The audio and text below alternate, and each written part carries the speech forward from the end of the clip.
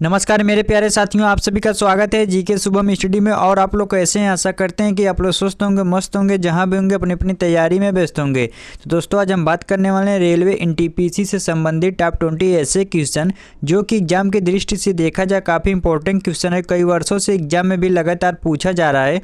आप लोग से एक निवेदन है कि वीडियो को एंड तक जरूर देखिएगा। यदि आप लोग चैनल पर नए हो तो चैनल को सब्सक्राइब जरूर कर लें। तो चलिए बिना देर के स्टार्ट करते हैं। आज का पहला क्वेश्चन है, हरिजन शब्द का प्रयोग सबसे पहले किसने किया? तो दोस्तों हरिजन शब्द का प्रयोग सबसे पहले किसने किया? आपका ऑप्शन दिए महात्मा गांधी, भीमराव अंबेडकर, सुभाष चंद्र बोस या फिर रविंद्रनाथ टैगोर। तो याद रखिएगा आपका राइट आंसर जाएगा ऑप्शन है महात्मा गांधी। तो हरिजन शब्द का प्रयोग सबसे पहले महात्मा गांधी ने किया था। तो याद रखिएगा ऑप्शन ए को लॉक कर लेते हैं। चलिए अगला क्वेश्चन देखते हैं। काफ़ी इंपॉर्टेंट क्वेश्चन है, जय जवान जय किसान का नारा किसने दिया? दोस्तों जय जवान जय किसान का नारा किसने दिया? आपका ऑप्शन दिए पंडित जवाहरलाल नेहरू, लाल बहादुर शास्त्री, महात्मा गांधी या फिर सुभाष चंद्र बोस। तो याद रखिएगा आपका राइट आंसर जाएगा ऑप्शन बी लाल बहादुर शास्त्री। तो जय जवान जय किसान का नारा लाल बहादुर शास्त्री ने दिया था। तो याद रखिएगा ऑप्शन बी को लॉक कर लेते हैं। चलिए अगला क्वेश्चन देखते हैं दोस्तों। काफ़ी इंपॉर्टेंट क्वेश्चन है, इसको ध्यान से देखिएगा। तृतीय बौद्ध परिषद कहाँ आयोजित की गई थी?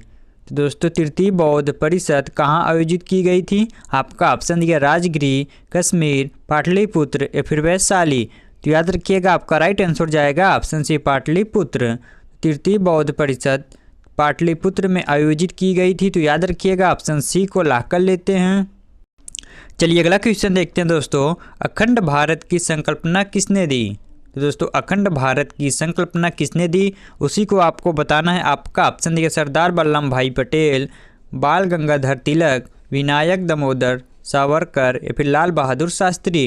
तो याद रखिएगा आपका राइट आंसर जाएगा ऑप्शन से विनायक दामोदर सावरकर। तो अखंड भारत की संकल्पना विनायक दामोदर सावरकर ने दिया था। तो याद रखिएगा ऑप्शन सी को लॉक कर लेते हैं। चलिए अगला क्वेश्चन देखते हैं दोस्तों। यदि दोस्तों आप लोग को पहले से किसी भी क्वेश्चन का आंसर पता तो आप सब उसका जवाब कमेंट बॉक्स में ज़रूर बताना। तो अकबर ने किस युद्ध में हेमू को हराया था? दोस्तों अकबर ने किस युद्ध में हेमू को हराया था? आपका ऑप्शन दिए पानीपत का दूसरा युद्ध, खानवा का युद्ध, हल्दी घाटी का युद्ध या फिर चंदेरी का युद्ध। तो याद रखिएगा आपका राइट आंसर जाएगा ऑप्शन है पानीपत का दूसरा युद्ध। तो अकबर ने पानीपत का दूसरा युद्ध में हेमू को हराया था। तो याद रखिएगा ऑप्शन ए को लॉक कर लेते हैं। चलिए अगला क्वेश्चन देखते हैं दोस्तों। काफ़ी इंपॉर्टेंट क्वेश्चन है, आर्य समाज की स्थापना किस वर्ष हुई थी? तो दोस्तों आर्य समाज की स्थापना किस वर्ष हुई थी? आपका ऑप्शन दिया 1857, 1875, 1885 या फिर 1905। तो याद रखिएगा आपका राइट आंसर जाएगा ऑप्शन बी 1875। तो आर्य समाज की स्थापना 1875 ईस्वी में हुई थी। तो याद रखिएगा ऑप्शन बी को लॉक कर लेते हैं। चलिए अगला क्वेश्चन देखते हैं, किसने भारत में रेल सेवा की शुरुआत की? दोस्तों किसने भारत में रेल सेवा की शुरुआत की? आपका ऑप्शन दिया lord Dalhousie, lord Curzon, lord Wellesley या फिर लॉर्ड हार्डिंग। तो याद रखिएगा आपका राइट आंसर जाएगा ऑप्शन है लॉर्ड डलहौजी।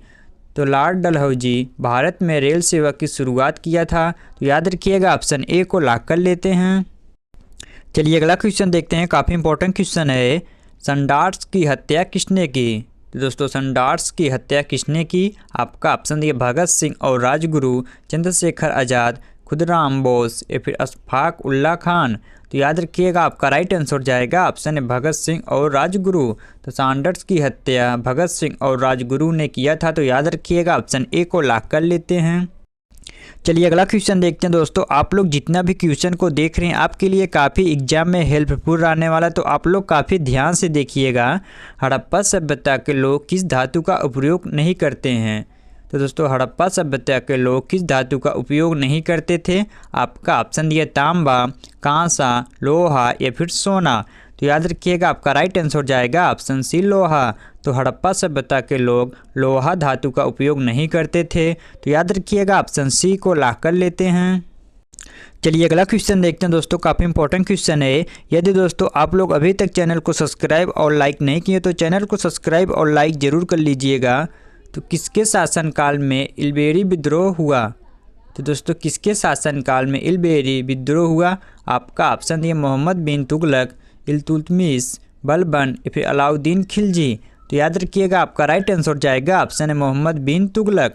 तो मोहम्मद बिन तुगलक शासनकाल में इल्बेरी विद्रोह हुआ था। याद रखिएगा ऑप्शन ए को लॉक कर लेते हैं। चलिए अगला क्वेश्चन देखते हैं दोस्तों, काफ़ी इंपॉर्टेंट क्वेश्चन है, इसको ध्यान से देखिएगा। आधुनिक भारतीय इतिहास के जनक किसे कहा जाता है? तो दोस्तों आधुनिक भारतीय इतिहास के जनक किसे कहा जाता है? आपका ऑप्शन दिया है पंडित जवाहरलाल नेहरू, राजा राम मोहन राय, महात्मा गांधी या फिर भीमराव अंबेडकर। तो याद रखिएगा आपका राइट आंसर जाएगा ऑप्शन बी राजा राम मोहन राय। तो आधुनिक भारतीय इतिहास के जनक राजा राम मोहन राय को कहा जाता है। तो याद रखिएगा ऑप्शन बी को लॉक कर लेते हैं। चलिए अगला क्वेश्चन देखते हैं, किसने बौद्ध धर्म के प्रचार के लिए अपने पुत्र महेंद्र और पुत्री संघमित्रा को श्रीलंका भेजा? तो दोस्तों किसने बौद्ध धर्म के प्रचार के लिए अपने पुत्र महेंद्र और पुत्री संघमित्रा को श्रीलंका भेजा था? आपका ऑप्शन दिया अशोक, चंद्रगुप्त मौर्य, समुद्रगुप्त या फिर बिंदुसार। तो याद रखिएगा आपका राइट आंसर जाएगा ऑप्शन है अशोक। तो अशोक बौद्ध धर्म के प्रचार के लिए अपने पुत्र महेंद्र और पुत्री संघमित्रा को श्रीलंका भेजा था। तो याद रखिएगा ऑप्शन ए को लॉक कर लेते हैं। चलिए अगला क्वेश्चन देखते हैं, पानीपत की तीसरी लड़ाई कब लड़ी गई थी? तो दोस्तों पानीपत की तीसरी लड़ाई कब लड़ी गई थी? यदि दोस्तों आप लोग को पता तो आप लोग इसका जवाब कमेंट बॉक्स में जरूर दीजिएगा। तो पानीपत की तीसरी लड़ाई कब लड़ी गई थी? आपका ऑप्शन दिए 1526, 1556, 1761 या फिर 1857। तो याद रखिएगा आपका राइट आंसर जाएगा ऑप्शन सी 1761। तो पानीपत की तीसरी लड़ाई 1761 ईस्वी में लड़ी गई थी। तो याद रखिएगा ऑप्शन सी को लॉक कर लेते हैं। चलिए अगला क्वेश्चन देखते हैं दोस्तों, काफ़ी इंपॉर्टेंट क्वेश्चन है, किसने भारतीय स्वतंत्रता संग्राम को पहला स्वतंत्रता संग्राम कहा? तो दोस्तों किसने भारतीय स्वतंत्रता संग्राम को पहला स्वतंत्रता संग्राम कहा? आपका ऑप्शन दिया महात्मा गांधी, बी.डी. सावरकर, पंडित जवाहरलाल नेहरू या फिर सुभाष चंद्र बोस। तो याद रखिएगा आपका राइट आंसर जाएगा ऑप्शन बी.डी. सावरकर। तो बी.डी. सावरकर भारतीय स्वतंत्रता संग्राम को पहला स्वतंत्रता संग्राम कहा था। तो याद रखिएगा ऑप्शन बी को लॉक कर लेते हैं। चलिए अगला क्वेश्चन देखते हैं दोस्तों, काफ़ी इंपॉर्टेंट क्वेश्चन है, इसको ध्यान से देखिएगा। भारत का पहला गवर्नर जनरल कौन था? तो दोस्तों भारत का पहला गवर्नर जनरल कौन था? आपका ऑप्शन दिया Lord William Bentinck, Warren Hastings, Lord Dalhousie या फिर लॉर्ड कॉर्नवालिस। तो याद रखिएगा आपका राइट आंसर जाएगा ऑप्शन है लॉर्ड विलियम बेटिंग। तो भारत का पहला governor general Lord William Bentinck थे। तो याद रखिएगा ऑप्शन ए को लॉक कर लेते हैं। चलिए अगला क्वेश्चन देखते हैं दोस्तों, काफ़ी इंपॉर्टेंट क्वेश्चन है, इसको ध्यान से देखिएगा। महात्मा गांधी ने अपना पहला सत्याग्रह आंदोलन कहाँ शुरू किया? तो दोस्तों महात्मा गांधी ने अपना पहला सत्याग्रह आंदोलन कहाँ शुरू किया? आपका ऑप्शन दिया दक्षिण अफ्रीका, चंपारण, अहमदाबाद या फिर इनमें से कोई नहीं। तो याद रखिएगा आपका राइट आंसर जाएगा ऑप्शन बी चंपारण। महात्मा गांधी ने अपना पहला सत्याग्रह आंदोलन चंपारण में शुरू किया था। तो याद रखिएगा ऑप्शन बी को लॉक कर लेते हैं। चलिए अगला क्वेश्चन देखते हैं दोस्तों, किसने रामकृष्ण मिशन की स्थापना की? तो दोस्तों किसने रामकृष्ण मिशन की स्थापना की? आपका ऑप्शन दिया दयानंद सरस्वती, राजा राम मोहन राय, स्वामी विवेकानंद या फिर अरविंद घोष। तो याद रखिएगा आपका राइट आंसर जाएगा ऑप्शन सी स्वामी विवेकानंद।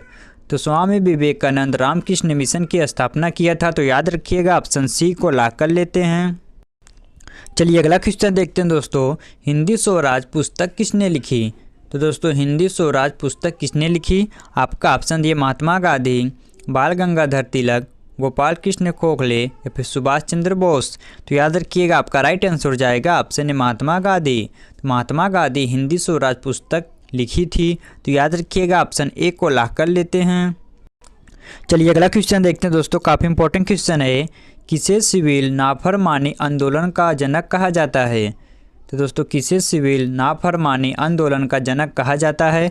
आपका ऑप्शन दिए सुभाष चंद्र बोस, महात्मा गांधी, पंडित जवाहरलाल नेहरू या फिर बाल गंगाधर तिलक। तो याद रखिएगा आपका राइट आंसर जाएगा ऑप्शन बी महात्मा गांधी। तो महात्मा गांधी सिविल नाफरमानी आंदोलन का जनक कहा जाता है। तो याद रखिएगा ऑप्शन बी को लॉक कर लेते हैं। चलिए अगला क्वेश्चन देखते हैं दोस्तों, पानीपत का पहला युद्ध किनके बीच हुआ था? तो दोस्तों पानीपत का पहला युद्ध किनके बीच हुआ था? आपका ऑप्शन दिए बाबर और इब्राहिम लोदी, बाबर और राणा सांगा, अकबर और हेमू, या फिर अहमद शाह और मराठा। तो याद रखिएगा आपका राइट आंसर जाएगा ऑप्शन है बाबर और इब्राहिम लोदी। तो पानीपत का पहला युद्ध बाबर और इब्राहिम लोदी के बीच हुआ था। तो याद रखिएगा ऑप्शन ए को लॉक कर लेते हैं। चलिए अगला क्वेश्चन देखते हैं दोस्तों, और आज का लास्ट क्वेश्चन है, किसके शासनकाल में राजकीय धर्म इस्लाम समाप्त किया गया था? तो दोस्तों किसके शासनकाल में राजकीय धर्म इस्लाम समाप्त किया गया था, उसी को आपको बताना है। आपका ऑप्शन दिया अकबर, बाबर, औरंगजेब, या फिर हुमायूं। तो दोस्तों एक क्वेश्चन आप सबके लिए, जो इसका जवाब आप सभी को कमेंट बॉक्स में बताना। यदि आप सभी को वीडियो पसंद आए तो वीडियो को लाइक करना, शेयर करना, और हाँ चैनल को सब्सक्राइब करना ना भूलना, ताकि इस प्रकार की इंपॉर्टेंट वीडियो आप लोग के पास हमेशा पहुँचती रहे। मिलते हैं आप सबसे नेक्स्ट वीडियो में, तब तक के लिए जय हिंद, जय भारत।